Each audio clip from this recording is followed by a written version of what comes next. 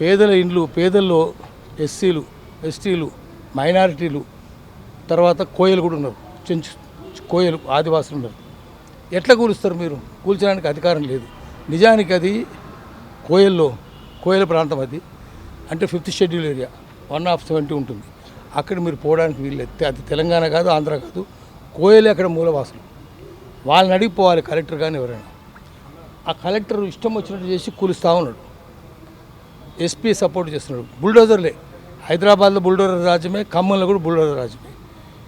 ఈరోజు తుమ్మల నాగేశ్వరరావు ఏం చేస్తున్నాడంటే, ఆయన పోయి కవిత కొన్నది పెద్ద బిల్డింగ్ బుర్జ్ ఖలీఫాలు దుబాయ్లో. ఈయన కూడా అది కొంటందుకు పోయిండు. కొడుకు ఆరోగ్యం ఇంకోరా బంధు అనారోగ్యం కాదు. ఈయన పెద్ద పెద్ద డబ్బులు బాగా సంపాదించిండు, కొంటున్నాడు అక్కడ. ఆయన మొన్న అడిగిండు 5 ఊర్లు నాకు కావాలండి చంద్రబాబు నాయుడు. చంద్రబాబు మనిషి ఆయన, తెలంగాణకు సంబంధం లేదు. ఆయన బయటోడు, ఆయన బయటకు పంపించాలి. పక్క ఊరోడు వచ్చి ఖమ్మంలో ఉండొద్దట. కానీ ఈయన కృష్ణా జిల్లా నుంచి వచ్చి ఇక్కడ రాజ్యం చేస్తున్నాడు. ఏం చట్టం ఎక్కడుంది? ఒకటి. తర్వాత 2006లో కోనేరు రంగారావు కమిటీ వేసినారు. కోనేరు రంగారావు కమిటీ 24 లక్షల ఎకరాల భూమిని గుర్తించింది.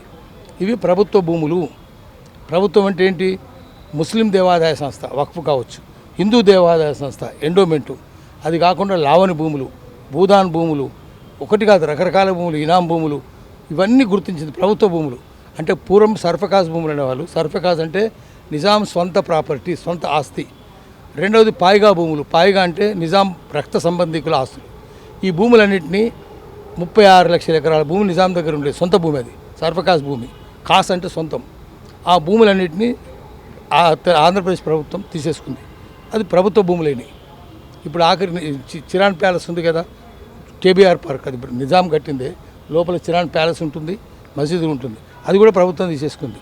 అట్లా అన్ని భూములను తీసేసుకుంది. కాబట్టి ఇంత భూమి ప్రభుత్వం దగ్గర ఏ రాష్ట్రం లేదు, తెలంగాణలోనే ఉంది. దాంట్లో ఈ 2006 నాటికే 24 లక్షల ఎకరాలు ఉంది.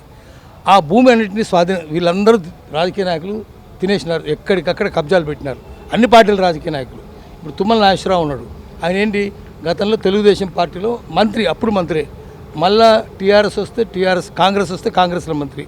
అంటే రాజశేఖర రెడ్డి వచ్చినప్పుడు, చంద్రబాబు వచ్చినప్పుడు ఆయనే మంత్రి, రాజశేఖర రెడ్డి వచ్చినప్పుడు ఆయనే మంత్రి, మళ్ళీ కేసీఆర్ వచ్చినప్పుడు ఆయనే మంత్రి, ఇప్పుడు రేవంత్ రెడ్డి వస్తే కూడా ఆయనే మంత్రి.